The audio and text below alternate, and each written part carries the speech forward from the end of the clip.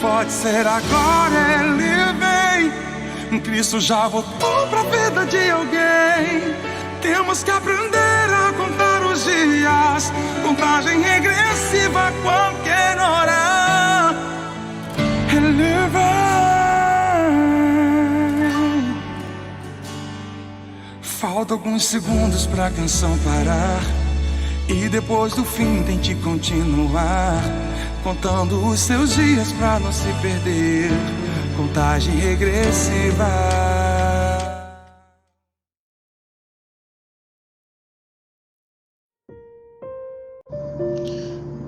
Olá, meus amigos e amigas, meus irmãos e irmãs. Bom dia na gloriosa paz do Senhor Jesus. E Deus abençoe a todos vocês. Estamos estudando a palavra do Senhor no livro de Gênesis e temos como pano de fundo a origem do bem e do mal, né? Como tudo começou, como tudo aconteceu.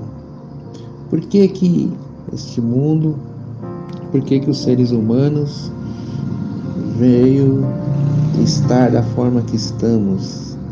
Por que existe tanto conflito, tanta tristeza, tanta maldade? Mas também vimos o bem, vimos a alegria, vimos pessoas de paz, e nós começamos a perceber que existem realmente dois tipos de comportamento dos seres humanos, né? E é o que nós entendemos como o bem e o mal. E a palavra de Deus, a Bíblia Sagrada, o livro de Gênesis principalmente, ele vai mostrar para nós a origem de todas essas coisas.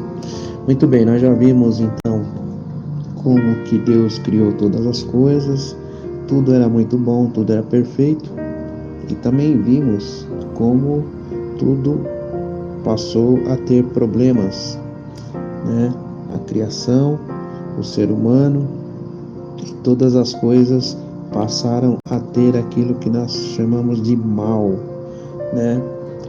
Então nós entendemos que Deus fez todas as coisas, estabeleceu suas leis e ensinou ao homem, ao casal Adão e Eva, as suas leis, e eles infringiram uma das suas leis, e a isso damos o nome de pecado.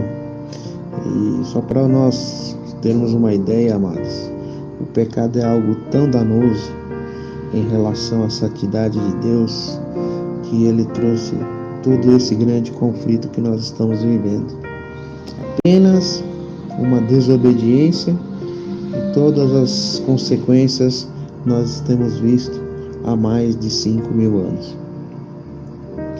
Então é isso que nós estamos estudando. Hoje nós vamos compreender um pouco sobre o desdobramento as causas e os desdobramentos do pecado do homem, de Adão e Eva, e como é que isso foi impactando as suas gerações. Nós vamos ver lá em Gênesis 3:15.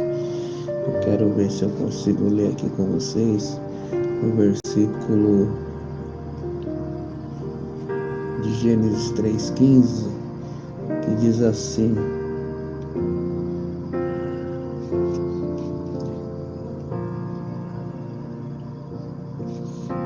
Gênesis 3:15, achei aqui, estou com a Bíblia aberta no computador, e o versículo 15 diz assim: porém inimizade entre ti e a mulher, e entre a tua semente e a sua semente, esta te ferirá a cabeça, e tu lhe ferirás o calcanhar.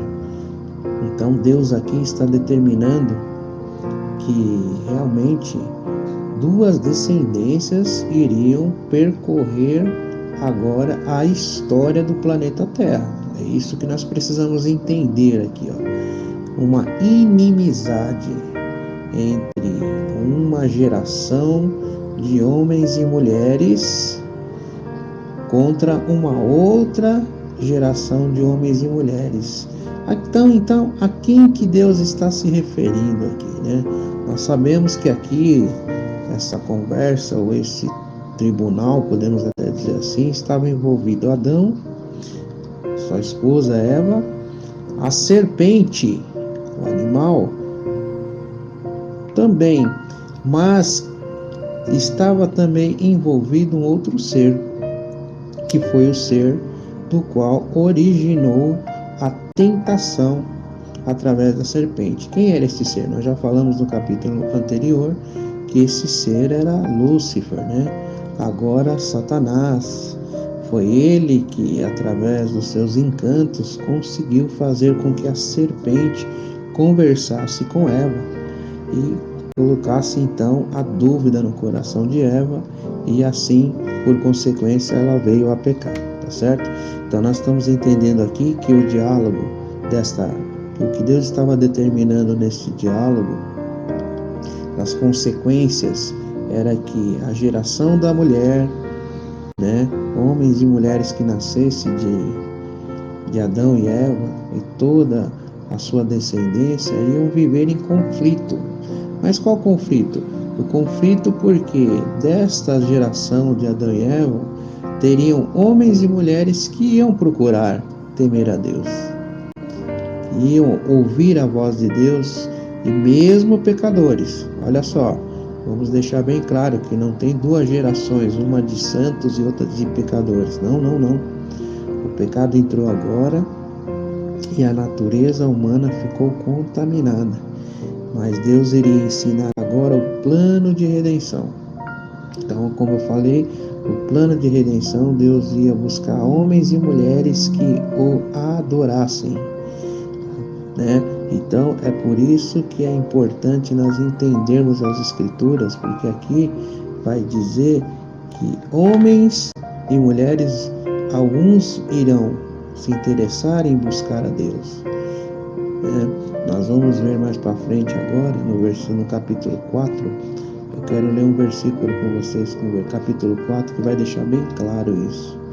No capítulo 4 de Gênesis, no versículo 26, diz assim: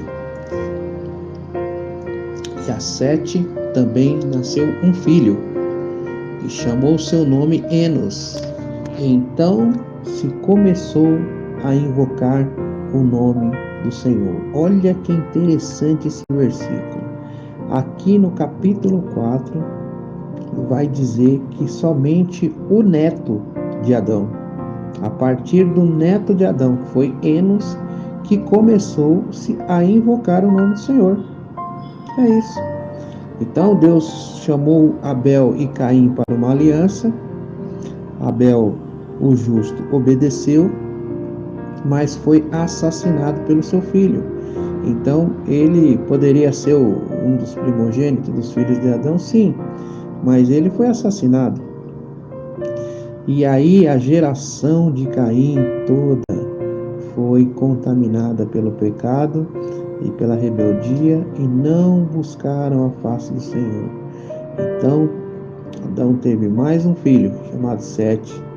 Então foi o seu neto Enos que começou a adorar e invocar o Senhor. Como? Através dos ensinamentos de Deus. Nós vamos conhecer que Deus tem um método para ser adorado. Os homens não adoram a Deus da sua forma, eles têm que adorar a Deus da forma que Deus pede. Então, lembra que eu falei do Santo Sábado? Sábado era o dia do Senhor, o dia do descanso, né? E depois nós vamos perceber que Deus fez roupas de animais, de um animal, para que Adão e Eva se vestissem, e ali surgiu o primeiro sacrifício, o sacrifício substitutivo. Esse sacrifício substitutivo, ele foi, na verdade, o primeiro método de invocação a Deus. Então os homens deveriam oferecer um holocausto, um sacrifício, um cordeiro, um animal puro, sem mácula, sem mancha, para buscar a Deus e pedir perdão pelos seus pecados, lembrando-se que aquele animal não tinha poder nenhum sobre os pecados, nem de purificar os pecados dos homens, mas ele tinha a representatividade de que um dia o próprio Deus viria à terra e daria a sua vida, o seu sangue, pela vida de muitos homens. Então é aqui que nós vamos entender que Deus chamou homens para o adorar, né? Então nós vamos vendo ali que teve uma geração de homens no pré-diluvianos que conseguiram ser homens que buscavam a Deus no conhecimento que tinham. Nós podemos aqui citar o próprio Enos, podemos citar Enoque. A Bíblia fala lá no capítulo 6, né, de Gênesis, que Enoque, ele foi muito justo e ele andou com Deus a ponto de Deus o tomá-lo para si. Olha que coisa impressionante, né? O homem anda com Deus e Deus o toma para si. E ele nunca mais foi visto. Então nós sabemos que Enoque é um dos homens que eles podem ser considerados da descendência, né, dos filhos de Deus. Há uma grande confusão em interpretar a descendência dos filhos de Deus e filho dos homens, né? Aqui a Bíblia está relatando que os filhos de Deus não são só apenas os anjos. Quando a Bíblia vai falar que os filhos no capítulo 5, né, vai dizer que no capítulo 6, melhor, né? No capítulo 6, diz assim no versículo 1: E aconteceu que, como os homens começaram a multiplicar sobre a face da terra, lhe nasceram filhas. Viram os filhos de Deus que as filhas dos homens eram formosas, tomaram para si mulheres de todas que escolheram. Então aqui é um texto que, se você ler ele precipitadamente, você vai imaginar que esses filhos de Deus a que o texto refere são anjos caídos. Mas não é isso que a Bíblia quer dizer.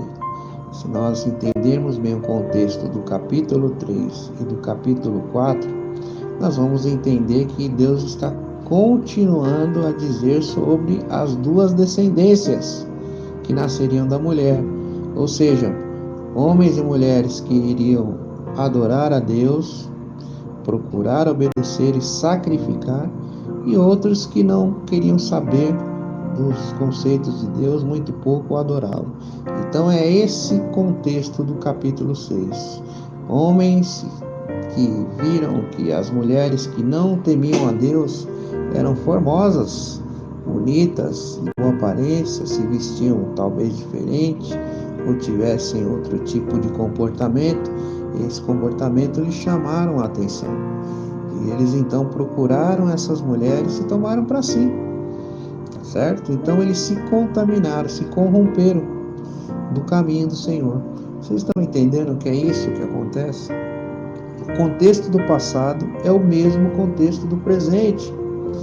Deus chama para si uma geração de adoradores que temam o seu nome, homens pecadores como eu e você, mas que buscam a Deus e vão buscar no conhecimento de Deus, se humilhar, pedir perdão dos seus pecados, arrependimento e viverem uma vida segundo o Evangelho. Mas esses homens também caem, muitas vezes, no contexto masculino dizendo apenas, esses homens entram em adultério, esses homens se desviam, mas o mesmo acontece com mulheres também, né? As mulheres entram em adultério, as mulheres se desviam, porque o conceito dos filhos dos homens talvez sejam mais atraentes para a vida. É isso que a Bíblia está nos ensinando, certo? A Bíblia está nos ensinando que essas duas gerações, elas estavam, na verdade, corrompidas. Por isso que veio o dilúvio. A Bíblia fala que no capítulo 6 aqui, que só Deus viu apenas um justo na terra. E olha que tinha muita gente na terra, já havia se passado mais de 1500 anos. Então havia muita gente na terra. Mas a Bíblia fala assim no versículo 5 do capítulo 6: E viu o Senhor que a maldade do homem se multiplicara sobre a terra e que toda a imaginação dos seus pensamentos e do seu coração era só má continuamente. Então, tem versículos aqui que eles são maravilhosos para o esclarecimento, né? E esse versículo 5 ele vai esclarecer como era a mente e o coração dos homens pré-diluvianos, má continuamente. Todas as crianças, homens e mulheres, viviam no caminho da maldade. Então Deus olha para a terra, vê apenas um justo e vai ter uma aliança. É aqui que vai começar o ciclo das alianças que Deus vai fazer com o homem. E a primeira é com Noé, né? Então, antes de fazer essa aliança com Noé, Deus vai avisar para ele o que ele vai fazer com a humanidade, com a raça humana. Então veio aí um primeiro ciclo de juízo de Deus sobre a humanidade, e que foi o dilúvio. Nós vamos ver com mais detalhes a questão do porquê do dilúvio e também como foi a aliança com Noé no próximo estudo, porque eu quero falar para vocês sobre as alianças, e aí eu vou falar não somente da aliança de Noé, mas vai vir também as outras alianças, até chegar na igreja, na primeira igreja, na primeira nação, com a aliança, que é a aliança de Moisés e do povo hebreu, tá bom? Então acredito que foi bom nós batermos esse papo sobre esse desdobramento do pecado, e que qual é a conclusão que teve? Que na verdade o pecado trouxe a maldade ao gênero humano, trouxe o mal sobre a terra e tudo que está aqui, né? Mas o plano da redenção ele começa a ser anunciado pelo próprio Deus, né? Dizendo que da própria mulher, da semente da mulher, haveria um que viria e pisaria esmagaria a cabeça da serpente. E que serpente que é essa que nós sabemos? Sabemos que a serpente é Satanás. Esse plano, ele está em curso, grande parte desse plano já foi concluída e falta apenas o desenrolar final da história da humanidade, que é quando Cristo vai sair do seu trono e vir buscar aqueles que escolheram o caminho da obediência, do sacrifício, de entregar e abrir mão da sua vida, dos seus prazeres, em obediência a Deus. Então Cristo vem buscar esse povo e conclui essa profecia tão antiga, que é a profecia de Gênesis 3:15, que nós vamos falar com mais clareza, pouco a pouco aqui, para você entender como é lindo o plano da redenção, como que Deus foi elaborando e deixando que a história seguisse o seu curso naturalmente, com a livre escolha do homem, mas Deus foi revelando aí aos seus servos, aqueles que o amam, como que ele foi resolvendo a questão e está resolvendo até hoje. Então basta nós estudarmos com paciência, com clareza, pedindo a direção do Senhor, do Espírito Santo, que ele vai nos revelando as suas escrituras e o seu plano de redenção, que chegou até mim e até você. Tá bom? Ficaremos por aqui. Deus abençoe a todos. Em nome de